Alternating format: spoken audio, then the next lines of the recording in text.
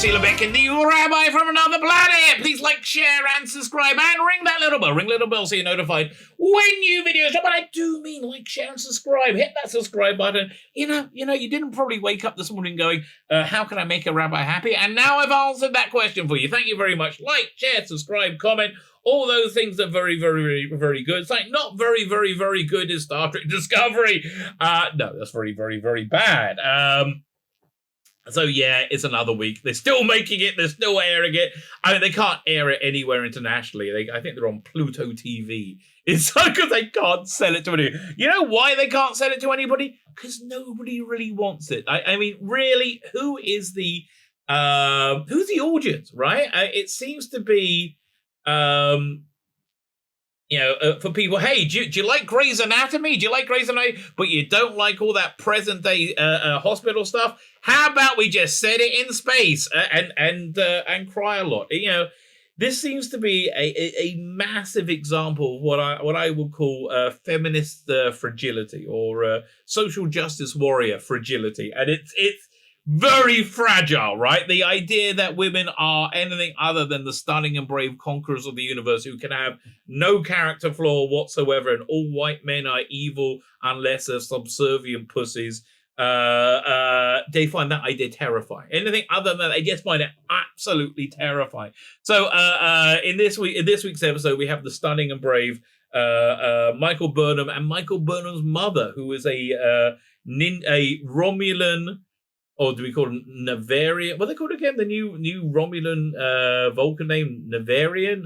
Let's say Romulan. A warrior, a Romulan warrior ninja assassin nun, right? A warrior ninja assassin nun called, I don't know, the Lick My Twat group, or Lick My Twat.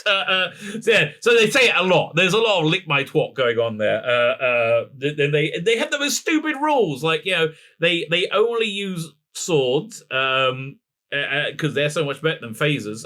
Really, you know, you can stand across the room with a phaser and fire it, right? You understand that, and you can also like have stun mode. You don't have to just have knifing somebody through the face mode. No. Swords are better than phasers, and they take up lost causes.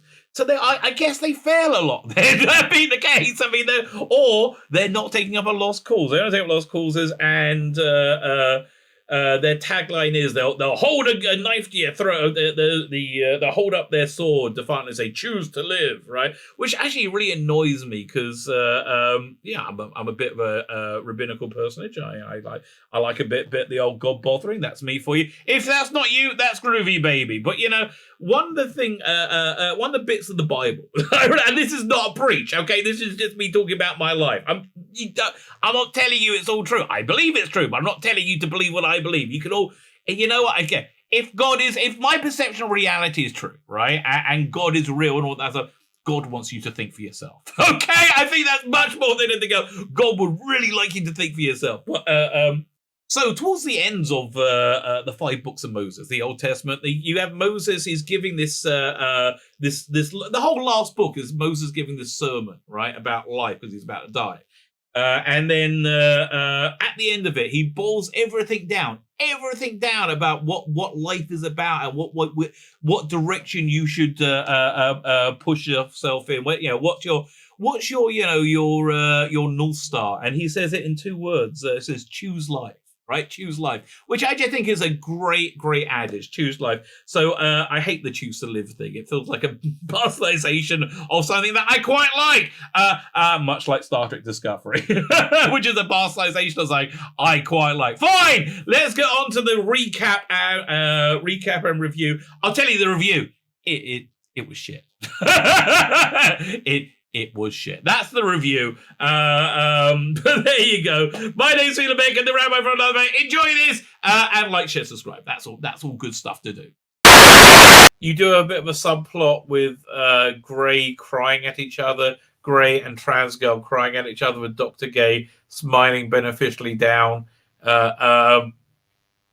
have that subplot. You have another one as well. Can't even bloody remember. There's a lot of Tilly. There's a lot of Tilly in this episode. Fine. So anyway, it starts off, but there's a new starship, and it's arriving at a planet. Let's pull up the screen grab. Is this the right one? Yeah.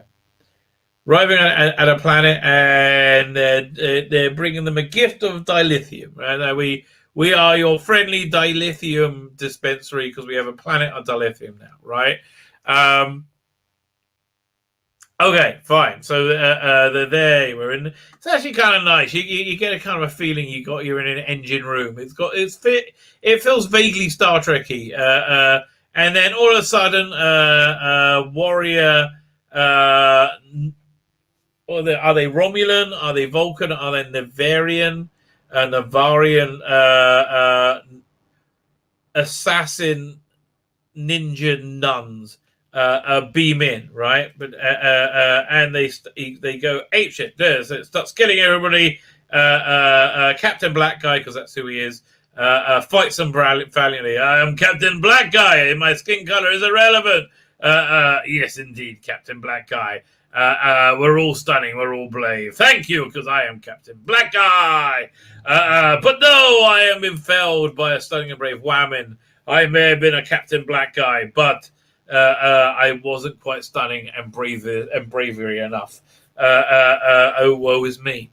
And from here we learn that swords are much, much better than phasers, right? And they beam out, and they steal the dilithium, and they beam out. And I hate the new teleporters, but they haven't. It's the perfect crime. It's a perfect crime. But there's just one thing they haven't reckoned on. Just one thing. It's the stunningest and the bravest of them all. It's Captain Michael, Captain Burnham, and Captain Brave, and Captain Stunning, Captain Bold, all together in one package. She's the bestest ever. The fifth R have started after the anomaly turned up, right? So, the anomaly of the month, and they look at it and they go, oh no, Captain Blackman's dead. Woe is me, we're stunning and brave women. We will all look at it together because we're oh look, it's a other woman who is stunning and brave and stunning, and she beat the Captain Blackman to death. And she's a member of the Quokblot, my Lick My Quat. Okay, she's part of the Lick My Quat sect. The ninja, the Romulan Navarian ninja warrior assassin nun. And you thought Lick My Quat was a long version? No. Now, as a piece of happenstance, as a piece of happenstance, a member of the Lick My Quat warrior ninja non-assassin sect is none other than the mother of the stunning and the brave and the stunning, Michael Burnham. It's Mummy Burnham. Mummy Burnham is here, and she's here to be brave and stunning and bold and stunning and brave. Are you going to be brave and stunning and bold? Yes, we're going to be brave, stunning and bold. Oh, we're such women. Yes, we are. Women, stunning and bold and stunning, brave. Where are I? So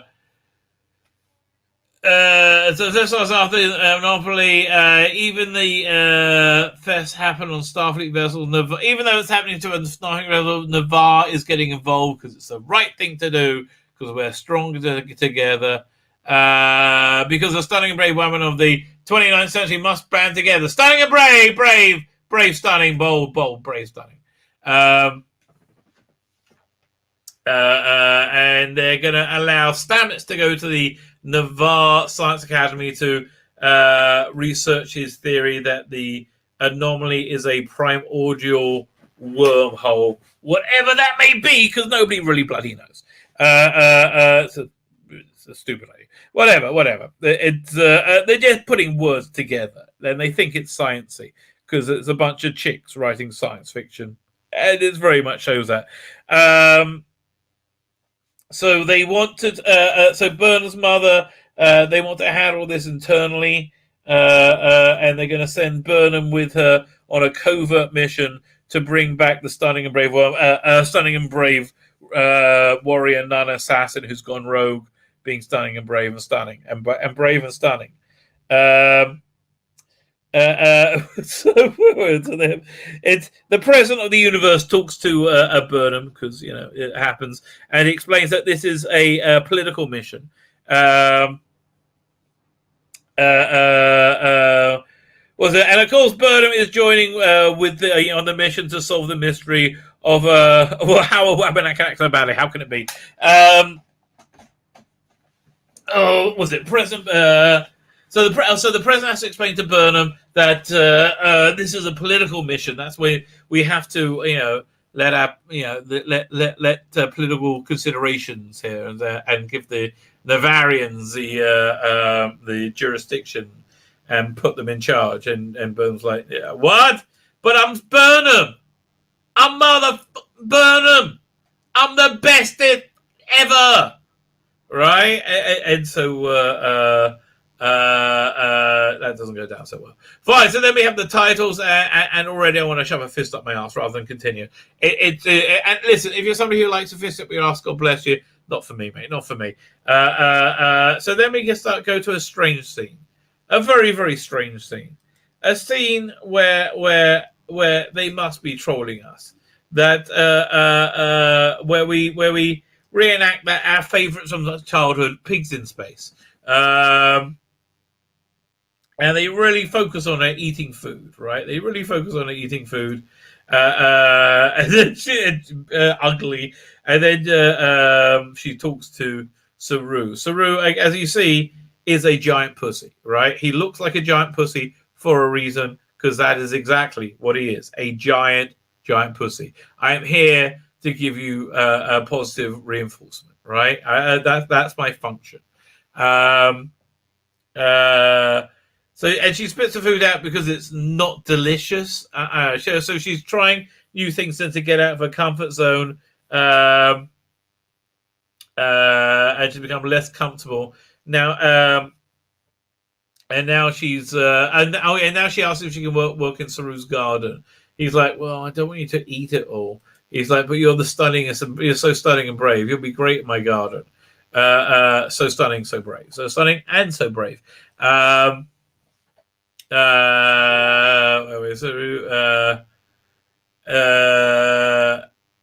With in his I can't even read my notes here. Saru says with a tear, his people are returning to the stars. Until he says she's lacking purpose. So anyway, so that's what's going on there. And so Stamets is working on the anomaly along with Book, and Burnham comes to visit to see if she can add them into them being stunning and brave and stunning, right? Is there anything I can think of? Because only I can solve anything, right? I am the only ability to solve any problem. It has to be through me. So Stamets says it's a primordial word hole. I think this is science Mad Libs, as I said. But it's missing tachyons. But how can it be he's not right? Because they're so stunning and so brave, right? So stunning and so brave. Yeah. So and they're like, but I don't know. So he's going to go to the Vulcan Science Academy, and they're like, oh, I feel your pain. You will be proven to be the stunning and the brave as always. Said, yes, I know. I am, because I'm stunning. I am brave.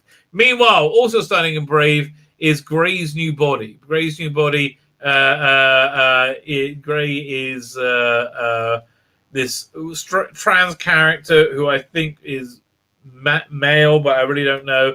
And he likes to cry a lot. He likes to cry a lot. He's a big crier. So Gray is the spirit of the previous Trill host that was killed and was carried along with Adira that doesn't work that way. And now he's getting a robot body from Picard, and he's going to be put in there by a hologram of the Trill people who were very xenophobic last we saw. But they're also stunning. And we're also brave. Can we cry? Oh, I want to cry because you're so good. Oh, it's so stunning and so brave. So yeah, the hologram arrives, and this is like Red Dwarf, mate. It's like, what the hell? And he performs a procedure. That's why Adira is wearing a less feminine outfit than normal, right? It's incredible.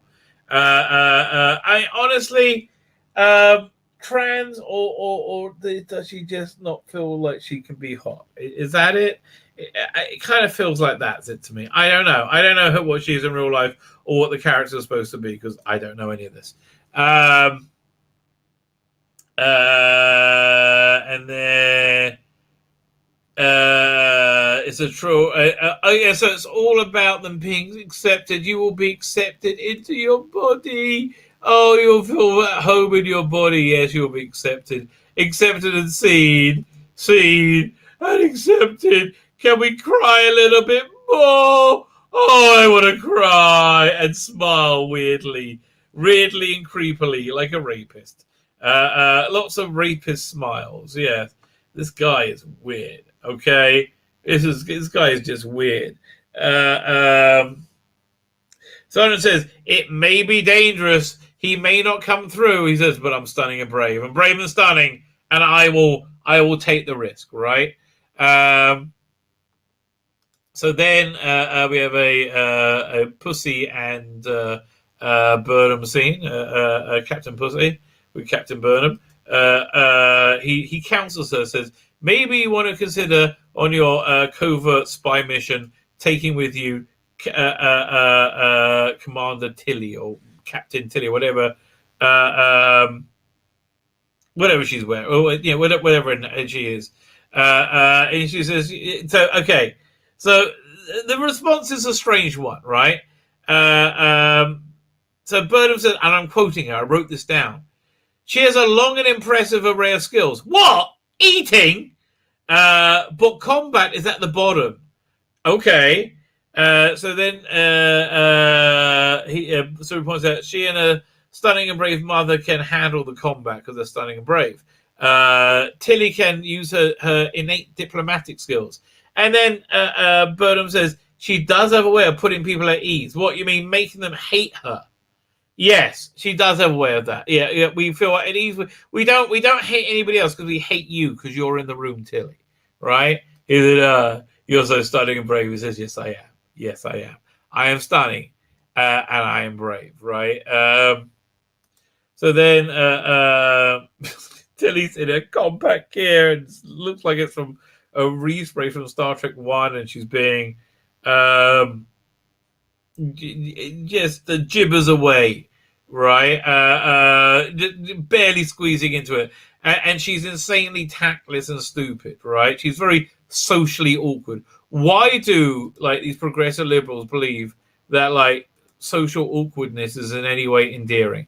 Meanwhile, Mummy Burnham tries to explain that no, you got to understand, just like when you went after Spock, you knew he wasn't really bad. When I'm going after red shirt ninja assassin girl who we've never seen before, she's also noble and brave and stunning and brave and noble. And he's like, no, she killed people. Oh, we're going to take her out. She's not the same. So it turns out she works out that, so the ninja assassin, right? The warrior nun ninja assassin.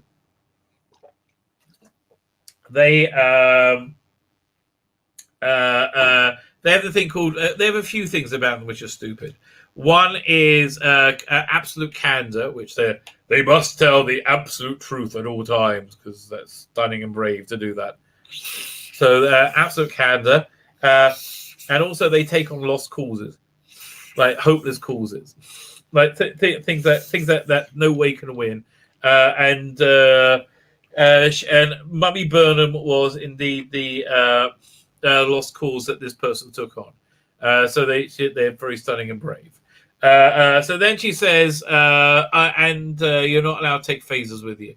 What? Oh, they're taking book ship for some unknown reason. Who gives a shit? Because they don't have any shuttlecrafts or something, and they got this set. So they have, they're not allowed phasers.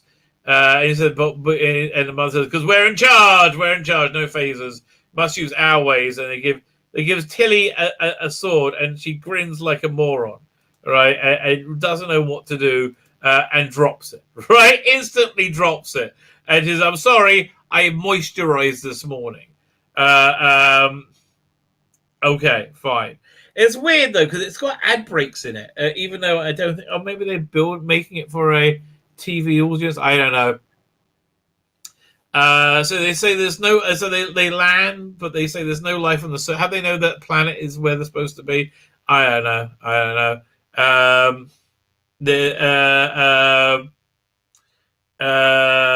So yeah, they land. They're on the barren surface.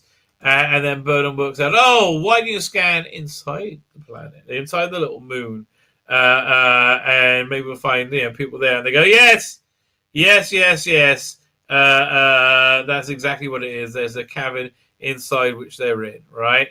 And then we have, in True Alert, some stunning and brave warrior assassins, I think men ones, turn up. And they go in a fight. Oh, no, hack slash. And they fight. The Burnham and Tilly don't use their phasers, however, because that would be wrong. But listen, Mummy Burnham there is super stunning, super brave. Tilly, of course, doesn't get herself killed somehow. And you see how great she is. However, the warrior nun assassin, who comes with Mummy Burnham and Tilly, is a red shirt. Boom, taken out. Tilly, however, finds a sword on the floor and throws it to Mummy Burnham, who dispatches the bad guy. And then they all sit around and they mourn the death of the Lick My Quat assassin member. Oh, Ilano, my Lick My Quat mate is not here. Oh, she says. Then, as she's over, the woman that they're looking for turns up and says, I have a sword too. And if you don't run away, I will kill you. Choose to live. And they're all like, oh no, what will he do? And he vanishes out, and they're like, oh, we're going to super ignore that warning, aren't we? But couldn't we just have cream cakes? Wouldn't that be better? And they're stunning away women being stunned. This slide is entirely this episode. Stunning and brave women being stunning and brave. And so we can people being stunning and brave. Gray has been disconnected from Transgirl, but hasn't showed up in his new body either. And Transgirl's all like, I'm a bit wobbly. Help me. Dr. Gay, help me. And the hologram says, I am a ripoff of Arnold Rimmer. I admit that. However, it might take time. It might not be any time at all. And so Dr. Gay's like, come, let's go get a coffee and relax. You can be stunning and brave elsewhere while we wait, right? Where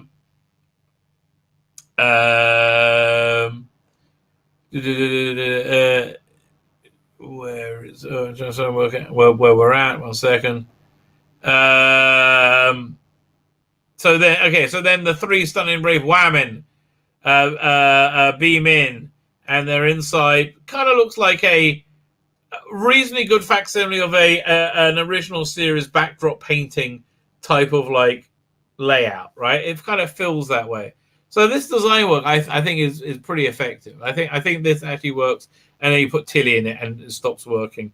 And Tilly's like, "What's all this?" And like, it looks like pods have been broken into. And I'm thinking, is this the Halter? But it's so dark, you really can't see anything. It's really annoying. So they're like, what's with these pods? They're trying to work it out. And so Bernard's mom said, I don't think the person's really bad. The one we're looking for said she killed people. Blah, must be bad. So then they get into this argument where they get into a spat, like his mother and Burnham, which Tilly breaks up, with diplomatic skills by complaining about her mother and saying how bad her mother is, right? And then Tilly finds the dilithium, and they go and they look for it, and it's way up above them, up high. How can they get up there? But then over on this really weird Vulcan Science Academy, like, why does it look this way? Like, what is up with this? This is really weird. like over on the Vulcan Science Academy, what the hell? Like, I honestly don't know. I don't know why they thought, oh yeah, this works. I mean, no, it doesn't. It looks like it was from like a Filmation annual. It's just weird. So they're there at the Vulcan Science Academy, and Stamets is explaining how stunning and brave he is and how they come up with an idea. And he's like, yeah, we understand it. And they all like close their eyes and they go like, but wait, what about me? Oh, why aren't I in the center? What about me? And he's like, no, this is what they do. They've heard everything. Now they're meditating upon it. And being stunning and brave. I'm the stunning and brave president. Book is over there brooding away, because that's what a book does. Until it's so stupid what happens in Book. And also Book is kind of like Booker was his name, is kind of pissed off when he talks about how his planet was blown up. I'm like, but he said don't come because of that. So then the Vulcan offers Booker a warm red spice, and that sounds pretty good. I could have a bit of warm red spice too. That sounds awfully nice. Yeah, I don't know what that is, but that sounds agreeable, right? So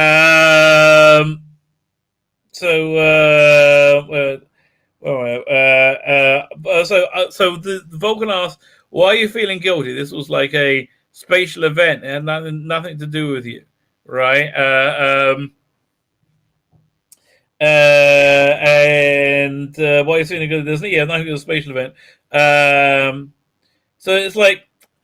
And also, she's very empathic, which is like very, to me, non-Vulcan, right? This Vulcan's reveling in their emotions. So she's being super empathic to Booker, because that's just what whamming are, because they're whamming in space. Great whamming in great space. And he's, so he's guilty that he didn't see it coming, and he didn't save whatever. Okay, so they found the dilithium, and again, this is kind of nice old school Star Trek design, right? These engines are going, and Tilly finds out where the dilithium are and why it's all hooked up. And they work out this must be their lost cause. The aliens, these pods are actually aliens. Burnham works it out. Look, she's got her Burnham face on. Said, this must be, supernova. And she works out that this is really a colony ship, a cryo ship. Everybody's in stasis in the pods, right? Because she's worked out. I said that must be her lost cause. She's like defending the protecting this dead species, right? Fine, that's what we have. So then we got now there's a bar on Discovery, like what? I mean, yeah, in Next Generation time, but not in Kirk's time. But there's a bar there. They're playing crappy darts with Dr. Gay being counselly Dr. Gay. Oh, don't worry. It's just about being gay. And he says you may find connecting. He said, "We're all here for you, Adira. We're all here for you. You're not alone." And he actually says those words. You may find connecting with people who are all here for you. A guiding light in the dark, right? So then he leaves Adira, and then he goes and gets counseling from the only more better, bestest person ever on the ship. It's Saru. Oh, wonderful. Hi, I'm a big pussy. Yes, I am. Don't like pussy, but I like you. So he gives him lots of fatherly positive reinforcement, saying you're the best ever. And then Adira goes to sickbay, which has a candle burning in it, and goes and waits with her love, her lifetime love. Oh, the Grey. I'm 16 years old, and we've been in love forever. Yeah, we're an old married couple. Like, nothing is ever earned. The idea of earning anything is like an anathema to these idiot children writing this. Like they think everything is instant and free, right? They really genuinely do. So and we get some more crying, crying and holding head in space. Oh, Grey, come back. Meanwhile, Tilly is being bait in Tomb of the Cybermen. Essentially, she's waiting there to be caught by the warrior nun assassin who turns up, and Tilly bravely surrenders. Right, bravely surrenders. And then in beams Burnham. Ha! I'm so stunning. I'm brave. Look at me, stunning and brave. And Burnham's mother. They said, "Look, we're also stunning and also brave behind you." And they get into a fight. Doesn't go well because Burnham isn't allowed to fight, as is Tilly, who can't. And she gets her mother with a knife to her throat. But it's going to be okay. She's like, "You don't need to do this. Don't need to do this. No, don't do this."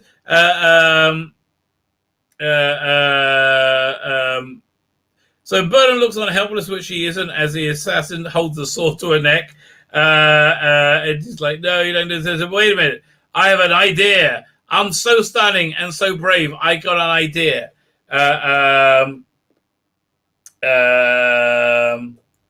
So then, but first, tell me the backstory of how you got here.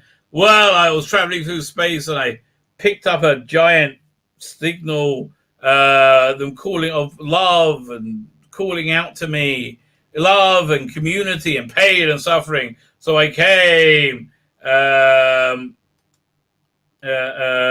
then right, he's like, "Yeah, wait a minute, I have an idea. We can save everything."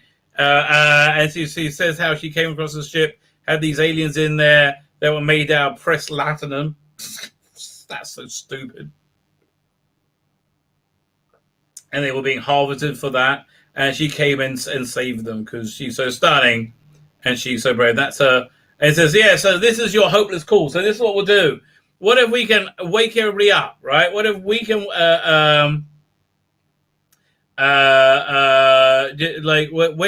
her up. So why didn't the aliens wake up? There's a fault in the cryo system, and so they figure they can just wake everybody up, and then they can all go to the planet below, which is where they're going. If they're assuming that was uninhabited and is uninhabited still. Meanwhile, in the Vulcan Science Academy, they all wake up and go, yeah, there's nothing to say. There's tachyons there. So, no can do on the wormhole thing. And they're like, "But wait, but I'm stunning and I'm brave." And then the president goes, "But I am more stunning and I am more brave. And I have an idea. We have a witness. Who is the witness? Booker." I said, "Oh, you can't put yourself through a mind meld. It's too much to relive it. It's too hard. But he said, "I'll do it because I'm so stunning. And I'm so brave, my mind to your mind." And vroom, we're in a mind meld. And it's Book looking in, and the birds are falling. And whoosh, the thing gets the thing. And she says, I said, "I have all the information I need."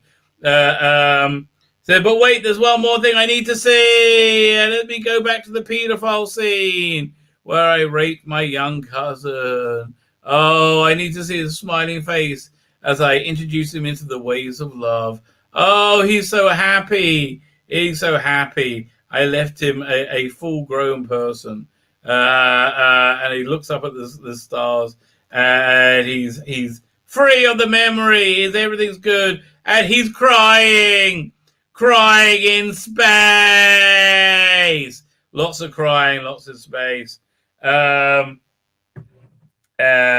then so the Vulcan, what's her name? The Vulcan, the Navarian, whatever her name is saying, unfortunately, though, there's still no sign of there any of that radiation. It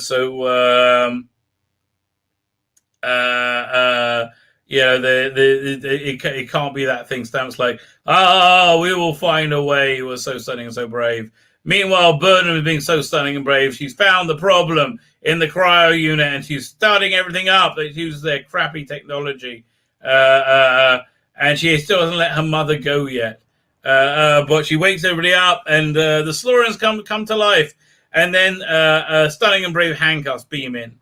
And sadly, they very sadly, somberly, they do their duty, and they put the cuffs on her, and she said, "Oh, you're so stunning and so brave," and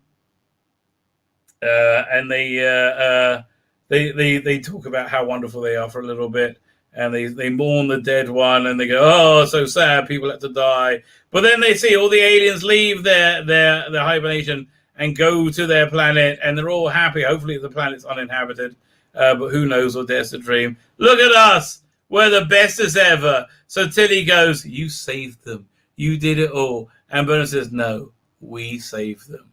And then they hug. Oh, so much stunning and brave, so much stunning and brave. And then they're going home. Tilly has a bit of a chat with Mummy Burnham, who says, "Well, you got to know when a past comes to the end. You got to go to the new things."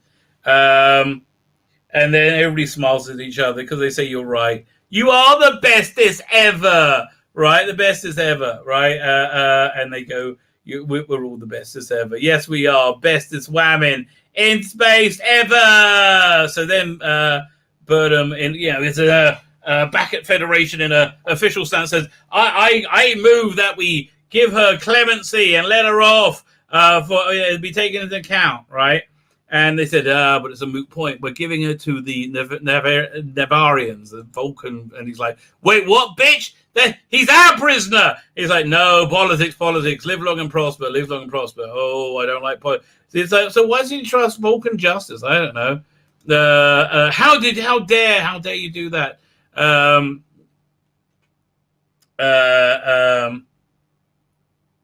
Well, where are we? She's I know, but she's just up for letting her off. Why did you think she won't let see justice?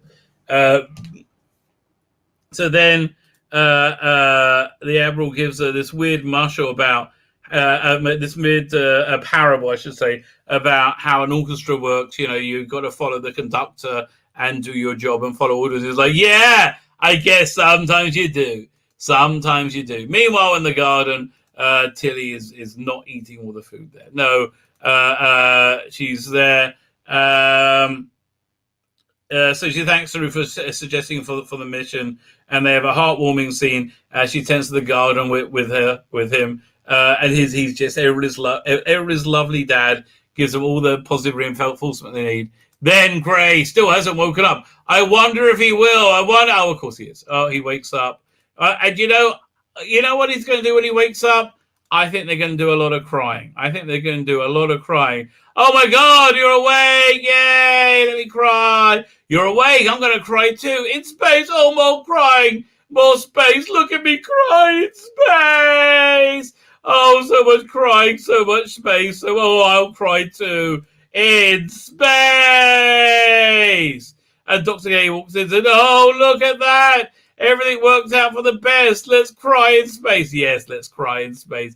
I'm Dr. Gay. I'm your friendly gay doctor. And here's a hologram of a trill person. I'm going to hug you when I see you next time. But first, I'm going to cry some more in space. Crying in space. Lots of crying.